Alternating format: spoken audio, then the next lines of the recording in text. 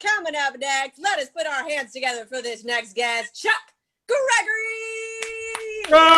Chuck. Hey, all right.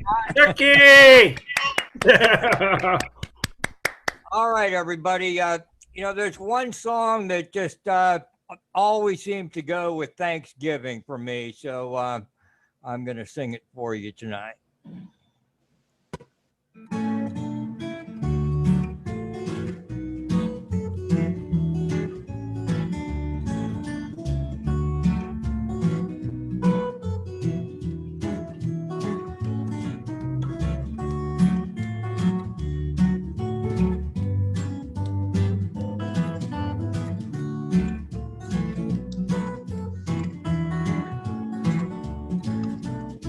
This song's called Alice's Restaurant, and it's about Alice and the restaurant. But Alice's Restaurant is not the name of the restaurant. That's just the name of the song, and that's why I called the song Alice's Restaurant.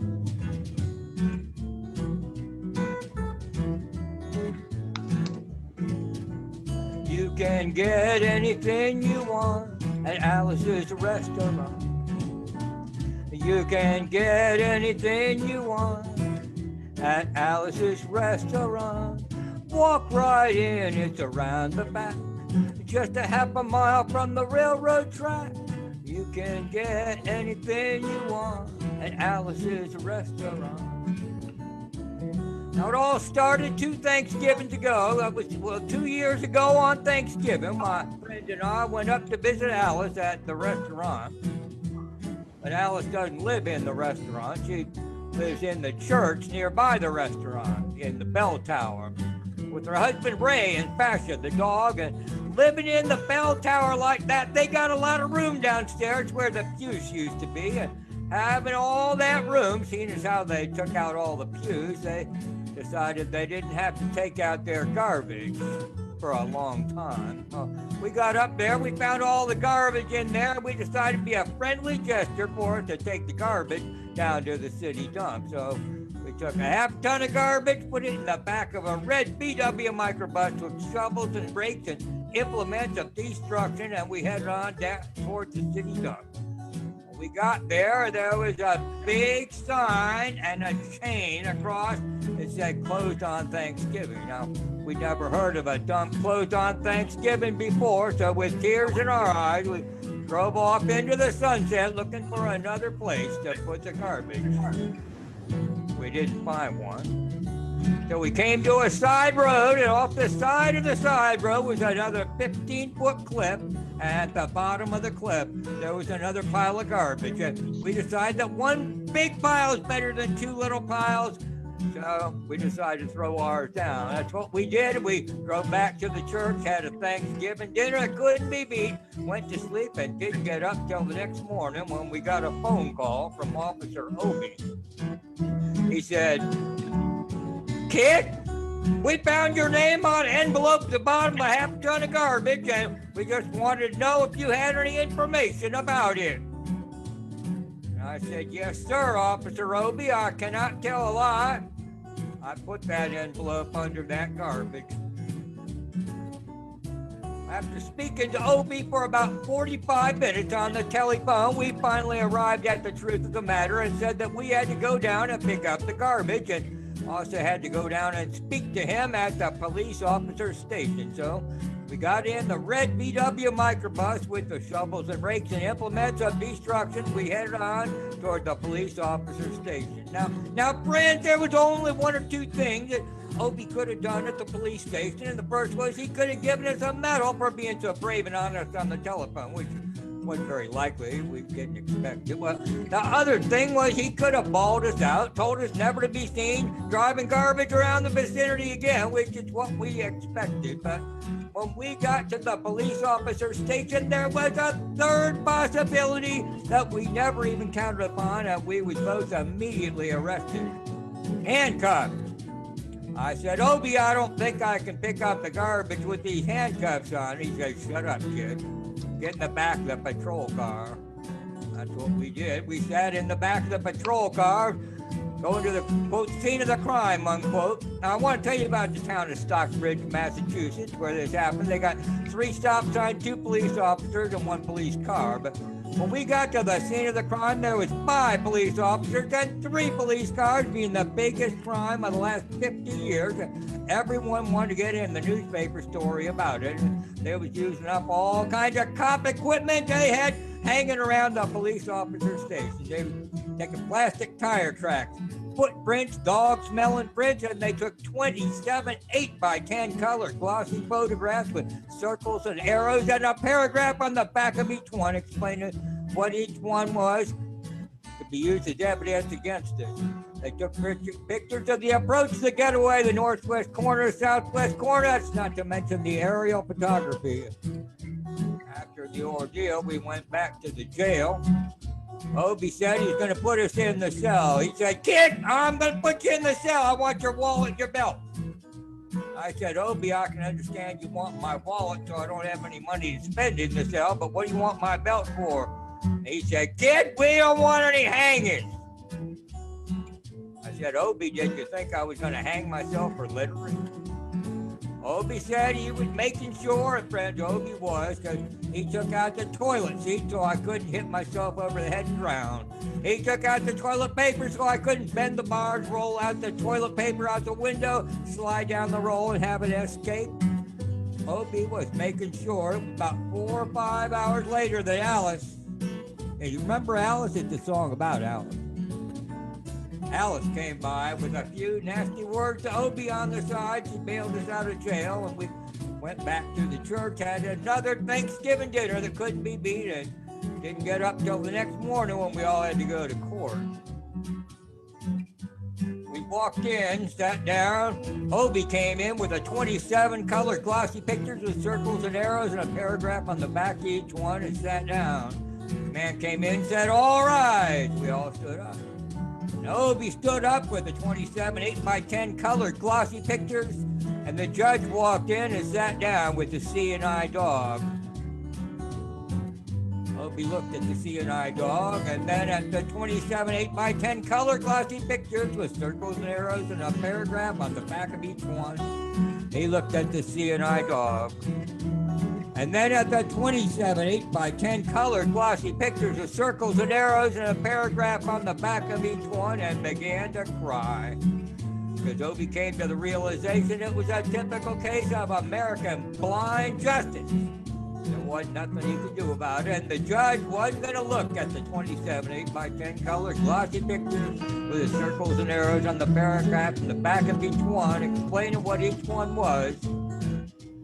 And we was fined $50 and had to pick up the garbage in the snow. But that's not what I came to tell you about. I came to talk about the draft. They got a building down in New York City called Whitehall, where you walk in, you get injected, inspected, detected, infected, neglected, and selected. I went down to get my physical examination one day, and I walked in. I sat down. I got good and drunk the night before, so I looked and felt my best when I went in that morning. Someone to look like the all-American kid from New York City, man. I wanted to feel like I wanted to be the all-American kid from New York. And I walked in, sat down. I was hung down, brung down, hung up, and all kinds of mean, nasty, ugly things. And I walked in and sat down. They gave me a piece of paper and said, "Kid, see the psychiatrist, room 604. And I went up there. I said, "Shrink, I want to kill.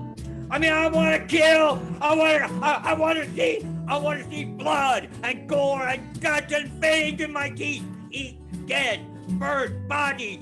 Kill.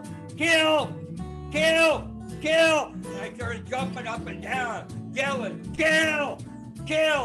And he started jumping up and down with me. And we was both jumping up and down and yelling, "Kill! The sergeant came over and pinned a medal on me, sent me down the hall, said, "You're our boy." I didn't feel too good about it.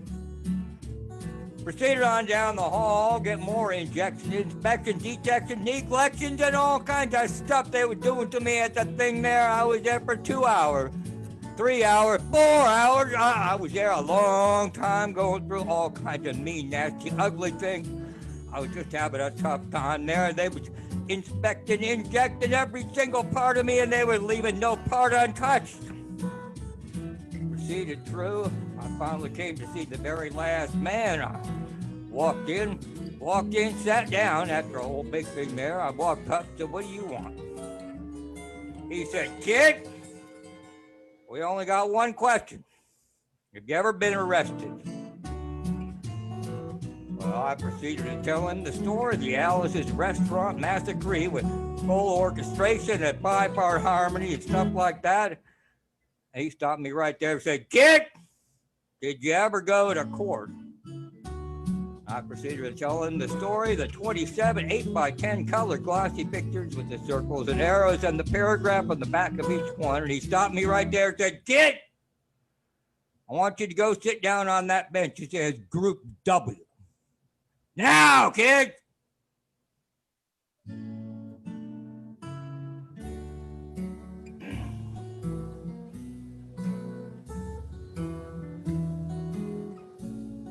So I walked over there to that bench there, and well, Group W, that's where they put you if you may not be moral enough to join the Army after committing your special crime. There was all kinds of mean, nasty, ugly-looking people on the bench there. Mother rapers, father stabbers, father rapers, sitting right there on the bench next to me. They was mean and nasty and ugly and horrible crime type guys sitting on the bench right next to me. And the meanest, ugliest, nastiest one, the meanest father raper of them all, was coming over to me. He was mean and ugly and nasty and horrible and all kinds of things. He sat down next to me. He said, "Kid, what'd you get?" I said, "I didn't get nothing. I had to pay $50 and pick up the garbage." He said, "What were you arrested for, kid?" I said, "Littering." And they all moved away from me on the bench there, and the hairy eyeball and all kinds of mean, nasty things. So I said, "Well, and they all came back, shook my hand. We had a great time on the bench, talking about crime, mother stabbing, father raping, all kinds of groovy things they were talking about on the bench. And everything was fine. We were smoking cigarettes and all kinds of things. Sergeant came in and said, "Kid, this paper got 47 words, 37 types, 58 words. We want to know details of crime to the crime, any other kind of thing you got to say pertaining to and about the crime. I want to know arrested officer name, any other kind of thing you got to say." And he talked for 45 minutes and nobody understood a word that he said.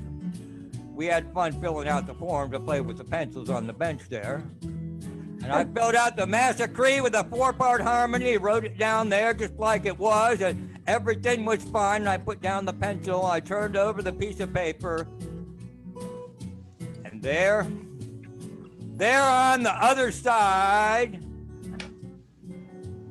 in the middle of the other side, away from everything else on the other side, in parentheses, capital letters, quotated, read the following words.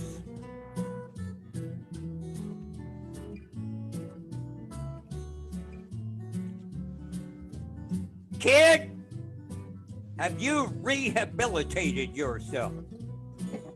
Well, I went over to the sergeant. I said, "Sergeant, you got a lot of damn gall to ask me if I've rehabilitated myself. I'm sitting here on the bench. I'm sitting here on the Group W bench because you want to know if I'm moral enough to join the Army, burn women, kids, houses, and villages after being a litter bug." He looked at me, he said, "Kid, we don't like your kind. We're going to send your fingerprints off to Washington. And friends, somewhere in Washington, enshrined in some little folder is a study in black and white of my fingerprints.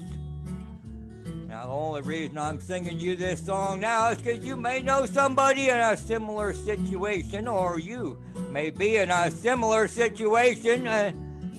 If you're in a situation like that, there's only one thing you can do, and that's walk into the shrink, wherever you are. Just walk in and say, "Shrink, you can get anything you want at Alice's restaurant," and walk out. Now, you know, if one person, just one person does it, they may think he's really sick and they won't take it. And if two people do it in harmony, they may think they're both maggots and they won't take either of them. And if three people do it, can you imagine three people walking in, singing a bar of Alice's restaurant and walking out? They may think it's an organization. And can you imagine 50 people a day? I say 50 people a day walking in, singing a bar of Alice's restaurant, walking out. Friends, they may think it's a movement, and that's what it is. The Alice's Restaurant Anti-Massacre Movement, and all you got to do to join it is sing it the next time it comes around on the guitar with feeling. So we'll wait for it to come around on the guitar here and sing it when it does.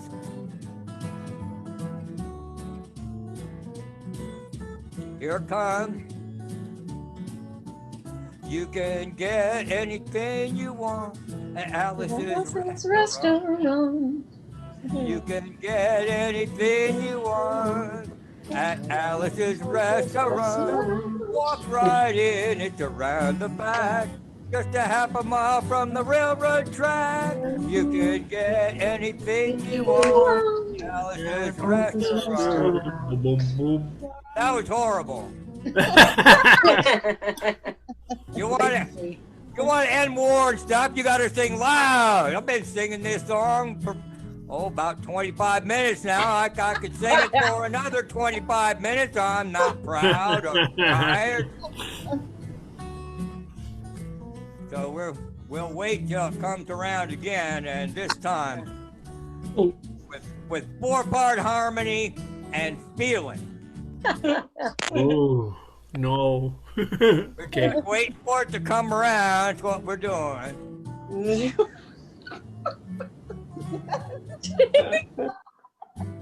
Chucky, you crazy man. All right, we'll do it.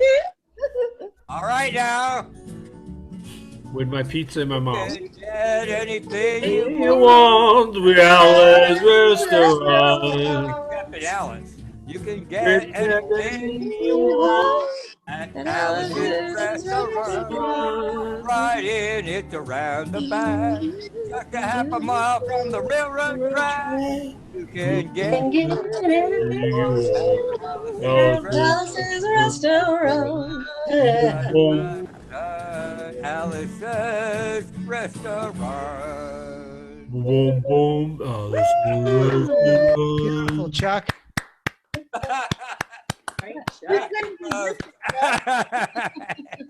Nice. Happy Turkey Day. That was fun. Happy Thanksgiving, everybody. Gobble, gobble, you too. Right. Happy Thanksgiving, Chef Gregory.